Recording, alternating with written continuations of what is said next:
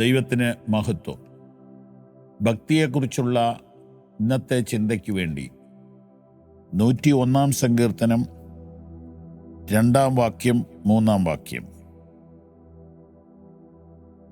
7 വാക്യം, ഈ വചനങ്ങൾ നമുക്കൊരുമിച്ച് വായിക്കാം. ഞാൻ നിഷ്കളങ്ക മാർഗത്തിൽ ശ്രദ്ധ വയ്ക്കും. ദൈവമേ, എപ്പോൾ അങ്ങ് എൻ്റെ അടുക്കൽ വരും? ഞാൻ എൻ്റെ വീട്ടിൽ നിഷ്കളങ്ക ഹൃദയത്തോടെ പെരുമാറും. കേട്ടല്ലോ, ഇതാണ് ഭക്തി വീട്ടിൽ തുടങ്ങണം എന്ന് പറയുന്നത്. ഞാൻ എൻ്റെ വീട്ടിൽ നിഷ്കളങ്ക ഹൃദയത്തോടെ പെരുമാറും. അങ്ങനെ ഒരു തീരുമാനമെടുക്കുവാൻ എത്ര പേർ ഇപ്പോൾ മനസ്സുവയ്ക്കും?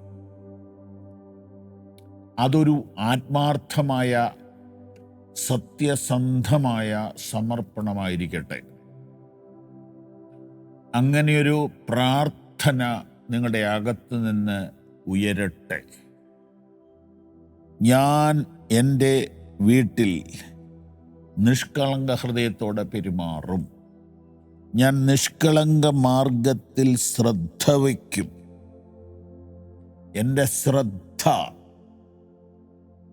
നിഷ്കളങ്കതയിലാണ്, സിൻസിയറിറ്റിയിലാണ്.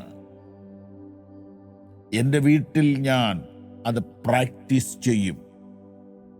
ഇങ്ങനെ വായിച്ചു പോകാതെ ഏറ്റുപറഞ്ഞാട്ടെ, ഞാനങ്ങനെ ചെയ്യും, ഞാനങ്ങനെ ചെയ്യും, ഞാനങ്ങനെ ചെയ്യും. ഞാൻ എൻ്റെ വീട്ടിൽ എൻ്റെ ഭാര്യയോട്, എൻ്റെ പിതാവിനോട്, എൻ്റെ മാതാവിനോട്, എൻ്റെ മക്കളോട് ഞാൻ നിഷ്കളങ്ക ഹൃദയത്തോടെ പെരുമാറും. അങ്ങനെ പെരുമാറുമ്പോൾ അടുത്ത പ്രശ്നം, ഒരു നീച കാര്യം എൻ്റെ കണ്ണിന് മുമ്പിൽ വയ്ക്കയില്ല. അതായത് അനീതിയുടെയും അഭക്തിയുടെയും ക്രമക്കേടിൻ്റെയും അശുദ്ധിയുടെയും അക്രമത്തിൻ്റെയും അഴിമതിയുടെയും വിഷയങ്ങളെ ചർച്ച ചെയ്യാനോ കേൾക്കാനോ എൻ്റെ വീട്ടിൽ ഞാൻ അവസരം ഉണ്ടാക്കി കൊടുക്കുകയില്ല. അങ്ങനെയുള്ള വിഷയങ്ങൾ ഡിസ്കസ് ചെയ്യാനുള്ള സ്ഥലമല്ല എൻ്റെ വീടെന്ന് ഞാൻ വരുന്നവരെ മനസ്സിലാക്കി വിടും. അങ്ങനെ വരുമ്പോൾ അടുത്ത പ്രശ്നം വരികയാണ്. ക്രമം കെട്ടവരുടെ പ്രവൃത്തിയെ ഞാൻ വെറുക്കുന്നു. ക്രമം കെട്ടവർ, ഒരു ക്രമം, ഓർഡർ എല്ലാത്തിനുമുണ്ട്. ദൈവം ഒരു കൃത്യതയുടെ ദൈവമാണ്. God is A God of order. ക്രമം കെട്ടവർ, 12 മണിക്ക് വരേണ്ട ട്രെയിൻ 12:30 വരുന്നത് ക്രമക്കേടാണ്. ആ ക്രമക്കേട് സഹിക്കാം. എന്നാൽ പാളത്തേക്കൂടെ പോൺ ട്രെയിൻ 1 മില്ലിമീറ്റർ തെറ്റിയാൽ 3000 പേരുടെ മരണമാണ്. ക്രമക്കേട്. സ്വന്തം ഭാര്യയോടുള്ള ബന്ധം പരിശുദ്ധവും പരിപാവനവുമായിരിക്കേണ്ടവർ മറ്റ് സ്ത്രീകളുമായി വഴിതെറ്റിയ ബന്ധം സ്ഥാപിക്കുമ്പോൾ ക്രമം തെറ്റിയിരിക്കുന്നു. ക്രമക്കേടാണ്. നിന്നെയൊക്കെ എല്ലാത്തിൻ്റെയും കൂടെ തോളെ കൈയിടുന്ന ആളാണോ നീ?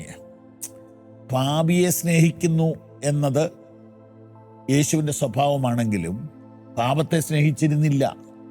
അപ്പോൾ ചിലതിനെ വെറുക്കാതെ ഒരു ഭക്തിജീവിതം നടക്കുമോ? ചിലതിനെ വെറുക്കണം.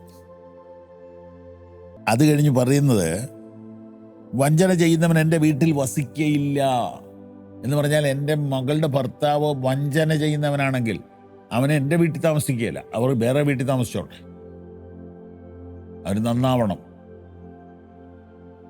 എൻ്റെ മോൻ വഞ്ചന ചെയ്യുകയാണെങ്കിൽ അവൻ എൻ്റെ വീട്ടിൽ താമസിക്കുകയില്ല. വഞ്ചന ചെയ്യുന്നവൻ എൻ്റെ വീട്ടിൽ വസിക്കയില്ല. ബോഷ്ക്ക് പറയുന്നവൻ എൻ്റെ മുമ്പിൽ ഉറച്ചു നിൽക്കുകയില്ല. നിൽക്കാൻ പറ്റുകയില്ല. വീട്ടിൽ ഭക്തി, സഭയിൽ ഭക്തി കാണിക്കാൻ ഒരു പ്രയാസമില്ല. വീട്ടിൽ ഭക്തിയുള്ളവനാ ഭക്തൻ. പള്ളിയിലൊക്കെ ഭക്തി കാണിക്കാൻ എന്നാ പ്രയാസം. സ്തോത്രം, സ്തോത്രം, സ്തോത്രം. നിങ്ങളെല്ലാവരും വീട്ടിൽ ഭക്തിയുള്ളവരായിരിപ്പീൻ. ദൈവം നിങ്ങളെ അനുഗ്രഹിക്കട്ടെ.